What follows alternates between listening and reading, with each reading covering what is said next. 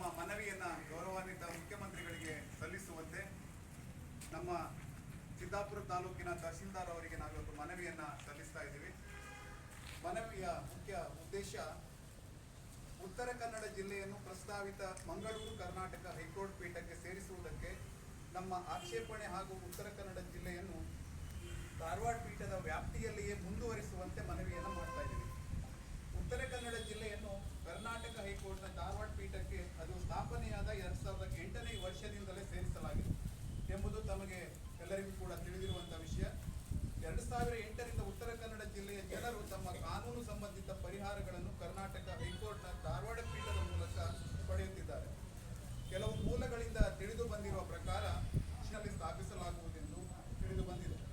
ಮಂಗಳೂರಿನಲ್ಲಿ ಪೀಠ ಸ್ಥಾಪಿಸುವುದಕ್ಕೆ ನಮ್ಮಿಂದ ಯಾವುದೇ ಆಕ್ಷೇಪಣೆ ಇಲ್ಲ. ಆದರೆ ನಮ್ಮ ಉತ್ತರ ಕನ್ನಡ ಜಿಲ್ಲೆಯನ್ನು ಮಂಗಳೂರು ಪೀಠಕ್ಕೆ ಸೇರಿಸಲು ಪ್ರಸ್ತಾಪಿಸಲಾಗಿದೆ ಎಂಬ ವಿಷಯ ತಿಳಿದು ನಮಗೆ ಆಘಾತವಾಗಿದೆ. ಈ ವಿಷಯಕ್ಕೆ ನಮ್ಮಿಂದ ಬಲವಾದ ಆಕ್ಷೇಪಣೆ ಇದೆ ಎಂಬುದನ್ನು ತಿಳಿಸಲು ಬಯಸುತ್ತೇವೆ. ಉತ್ತರ ಕನ್ನಡ ಜಿಲ್ಲೆಯ ಬಹುತೇಕ ತಾಲೂಕುಗಳು ಧಾರವಾಡಕ್ಕೆ ಅತಿ ಹತ್ತಿರದಲ್ಲಿರುತ್ತವೆ. ಮಂಗಳೂರಿಗೆ ಪ್ರಯಾಣಿಸುವುದು ತುಂಬಾ ದೂರವಾಗಿದ್ದು ಜನರಿಗೆ ಪ್ರಯಾಣಿಸುವುದು ತೊಂದರೆದಾಯಕವಾಗುತ್ತದೆ. ಧಾರವಾಡ ಪೀಠ ಮತ್ತು ಮಂಗಳೂರಿನ ನಡುವಿನ ದೂರವನ್ನು ಕೆಳಗಿನ ಲೀಸ್ಟ್ನಲ್ಲಿ ಕೂಡ ತೋರಿಸಲಾಗಿದೆ. ಹಳಿಯಾಳ 35 ಕಿಲೋಮೀಟರ್ ಧಾರವಾಡ ಬೆಂಚಕ್ಕಾದರೆ ಮಂಗಳೂರಿಗೆ 330 ಕಿಲೋಮೀಟರ್ ಇದೆ. ದಾಂಡೇಲಿ ಪ್ರಸ್ತುತ ಧಾರವಾಡ ಪೀಠಕ್ಕೆ 60 ಕಿಲೋಮೀಟರ್, ಮಂಗಳೂರಿಗೆ 339 ಕಿಲೋಮೀಟರ್. ಮುಂಡಗೋಡ ಪೀಠ 72 ಕಿಲೋಮೀಟರ್ ಧಾರವಾಡಕ್ಕೆ ಆದರೆ 319 ಕಿಲೋಮೀಟರ್ ಮಂಗಳೂರಿಗೆ ಅವರು ಪ್ರಯಾಣಿಸಬೇಕಾಗ್ತದೆ. ಯಲ್ಲಾಪುರ 79 ಕಿಲೋಮೀಟರ್ ಈಗ ಪ್ರಯಾಣಿಸ್ತಾ ಇದ್ದರೆ ಮಂಗಳೂರಿಗೆ 287. ಅದೇ ರೀತಿ ಸಿರ್ಸಿ 128 ಕಿಲೋಮೀಟರ್ ಧಾರವಾಡಕ್ಕಿದೆ, 260 ಕಿಲೋಮೀಟರ್ ಮಂಗಳೂರಿಗೆ ಹೋಗಬೇಕಾಗ್ತದೆ. ಸಿದ್ದಾಪುರ ಧಾರವಾಡ ಬೇಂಚ್ಗೆ 160 ಕಿಲೋಮೀಟರ್ ಇದ್ದರೆ ನಾವು ಮಂಗಳೂರಿಗೆ ಹೋಗೋದಾದರೆ 331 ಕಿಲೋಮೀಟರ್ ಪ್ರಯಾಣ ಮಾಡಬೇಕಾಗ್ತದೆ. ಭಟ್ಕಳ 225 ಪ್ರಸ್ತುತ ಧಾರವಾಡಕ್ಕೆ, ಮಂಗಳೂರಿಗೆ 143. ಇಲ್ಲಿ ನಮ್ಮ ಉತ್ತರ ಕನ್ನಡ ಜಿಲ್ಲೆಯಲ್ಲಿ ಸಾಮಾನ್ಯವಾಗಿ ಸಮೀಪ ಇರುವಂತಹ ತಾಲೂಕು ಅಂದರೆ ಭಟ್ಕಳ ಮಾತ್ರ. ಹೊನ್ನಾವರ 187 ಕಿಲೋಮೀಟರ್, ಮಂಗಳೂರಿಗೆ 180 ಕಿಲೋಮೀಟರ್ ಹೋಗಬೇಕಾಗ್ತದೆ. ಕುಮಟಾ 167 ಕಿಲೋಮೀಟರ್, ಮಂಗಳೂರಿಗೆ 200 ಕಿಲೋಮೀಟರ್ ದೂರ ಇದೆ. ಅಂಕೋಲ 151 ಕಿಲೋಮೀಟರ್ ಧಾರವಾಡಕ್ಕಿದ್ರೆ ಮಂಗಳೂರಿಗೆ 236 ಕಿಲೋಮೀಟರ್. ಕಾರವಾರ 174 ಕಿಲೋಮೀಟರ್ ಧಾರವಾಡ ಬೇಂಚಿಗೆ ಹೋಗೋದಾದರೆ ಮಂಗಳೂರು ಆದರೆ 267 ಕಿಲೋಮೀಟರ್. ಈ ರೀತಿ ಅಂತರವನ್ನು ನಾವು ಕಾಣ್ತಾ ಇದ್ದೀವಿ. ಈ ಮೇಲಿನ ಲಿಸ್ಟ್ ಉತ್ತರ ಕನ್ನಡ ಜಿಲ್ಲೆ ಬಹುತೇಕ ತಾಲೂಕುಗಳಿಗೆ ಹೋಲಿಸಿದರೆ ಮಂಗಳೂರು ಬಹುತೇಕ ದೂರದಲ್ಲಿದೆ ಎಂಬುದನ್ನು ಸ್ಪಷ್ಟವಾಗಿ ತೋರಿಸುತ್ತದೆ. ಆದ್ದರಿಂದ ಉತ್ತರ ಕನ್ನಡ ಜಿಲ್ಲೆಯನ್ನು ಪ್ರಸ್ತಾವಿತ ಮಂಗಳೂರು ಪೀಠಕ್ಕೆ ಸೇರಿಸುವುದರಿಂದ ಉತ್ತರ ಕನ್ನಡ ಜಿಲ್ಲೆಯ ಜನರಿಗೆ ಹೆಚ್ಚಿನ ತೊಂದರೆ ಉಂಟಾಗುತ್ತದೆ. ಹೀಗಾಗಿ ಉತ್ತರ ಕನ್ನಡ ಜಿಲ್ಲೆಯನ್ನು ಮಂಗಳೂರು ಪೀಠಕ್ಕೆ ಸೇರಿಸುವ ಆಲೋಚನೆಯು ಅನುಕೂಲಕರವಲ್ಲ. ಉತ್ತರ ಕನ್ನಡ ಜಿಲ್ಲೆಯನ್ನು ಧಾರವಾಡ ಪೀಠದ ವ್ಯಾಪ್ತಿಯಲ್ಲಿ ಮುಂದುವರಿಸುವುದು ಸೂಕ್ತ.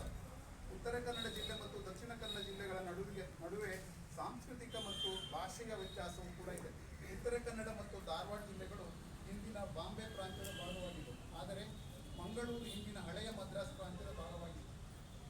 ಉತ್ತರ ಕನ್ನಡ ಜಿಲ್ಲೆಯ ಜನರು ಶಿಕ್ಷಣಕ್ಕಾಗಿ ಧಾರವಾಡದ ಮೇಲೆ ಅವಲಂಬಿತರಾಗಿದ್ದರು. ಹಾಗೆಯೇ ಹುಬ್ಬಳ್ಳಿಯಲ್ಲಿರುವ ವ್ಯಾಪಾರ ಮತ್ತು ವಾಣಿಜ್ಯ ಚಟುವಟಿಕೆಗಳ ಮೇಲೆಯೂ ಅವಲಂಬಿತರಾಗಿದ್ದರು. ಉತ್ತರ ಕನ್ನಡ ಜಿಲ್ಲೆಯ ಪದವಿ ಕಾಲೇಜುಗಳೆಲ್ಲವೂ ಕೂಡ ಕರ್ನಾಟಕ ವಿಶ್ವವಿದ್ಯಾಲಯ ಧಾರವಾಡದೊಂದಿಗೆ ಸಂಪರ್ಕ ಹೊಂದಿವೆ. ಯಾವುದೇ ಉದ್ಯೋಗ ಸಂಬಂಧಿತ ಸಮಸ್ಯೆ ಬಂದರೆ ಸರ್ಕಾರಿ ನೌಕರರು ಬೆಳಗಾವಿಯ ಕರ್ನಾಟಕ ಆಡಳಿತಾತ್ಮಕ ನ್ಯಾಯಮಂಡಳಿ ಹೋಗಬೇಕಾಗ್ತದೆ. ಕರ್ನಾಟಕ ಶಿಕ್ಷಣ ಕಾಯ್ದೆ ಮೇಲ್ಮನೆ ವಿಚಾರಣೆಗಳಿಗೆ ಬಂದರೆ ಧಾರವಾಡ ಶಿಕ್ಷಣ ಆಯುಕ್ತರು ಅಧಿಕಾರ ಹೊಂದಿರುತ್ತಾರೆ. ಹೀಗಾಗಿ ಉತ್ತರ ಕನ್ನಡ ಜಿಲ್ಲೆಯ ಜನರು ಧಾರವಾಡದೊಂದಿಗೆ ಸಂಪರ್ಕವನ್ನು ಹೊಂದಿರುತ್ತಾರೆ.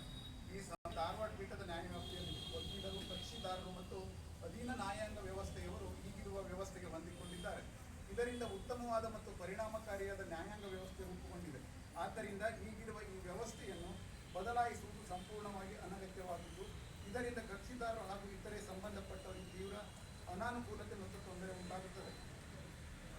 ಕಕ್ಷಿದಾರರು ಮತ್ತು ಇತರ ಸಂಬಂಧಪಟ್ಟವರ ದೃಷ್ಟಿಯಿಂದ ನೋಡಿದಾಗ ಉತ್ತರ ಕನ್ನಡ ಜಿಲ್ಲೆಯನ್ನು ಪ್ರಸ್ತಾವಿತ ಮಂಗಳೂರು ಪೀಠಕ್ಕೆ ಸೇರಿಸುವುದು ಯಾವುದೇ ರೀತಿಯಲ್ಲಿ ಸೂಕ್ತವಲ್ಲ. ಆದ್ದರಿಂದ ನಮ್ಮ ಈ ಮನವಿಯನ್ನು ದಯವಿಟ್ಟು ಸಕಾರಾತ್ಮಕವಾಗಿ ಪರಿಗಣಿಸಿ ನಮ್ಮ ಮನವಿಯನ್ನು ಅಂಗೀಕರಿಸುವಂತೆ ವಿನಮ್ರವಾಗಿ ಕೋರುತ್ತೇವೆ.